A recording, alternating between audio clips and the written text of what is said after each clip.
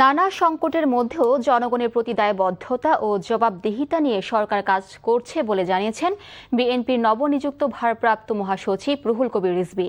সকালে প্রেসিডেন্ট জিয়াউর রহমান ও বেগম খালেদা জিয়ার মাজার জিয়ারত করেন প্রধানমন্ত্রীর রাজনৈতিক উপদেষ্টা জহিরুদ্দিন স্বপন ও বিএনপির স্থায়ী কমিটির সদস্য রুহুল কবির রিজভী। মাজার জিয়ারত শেষে রুহুল কবির রিজভী বলেন, যুদ্ধের কারণে জ্বালানি ও এলএনজি সরবরাহে সংকট তৈরি হয়েছে। এর প্রভাব পড়েছে দেশের গ্যাস সরবরাহে। সংকট মোকাবিলার পাশাপাশি জনগণের সামাজিক সুরক্ষা অব্যাহত রাখা এবং সংকটাপন্ন অঞ্চলে জনগণের পাশে থেকে প্রয়োজনীয় ব্যবস্থা গ্রহণ করেছে সরকার। সরকারের প্রতিটি কর্মকাণ্ডের জবাবদিহিতা নিশ্চিত করতে গণমাধ্যমের মাধ্যমে জনগণের কাছে সরকার দায়বদ্ধ থাকবে বলেও জানান তিনি।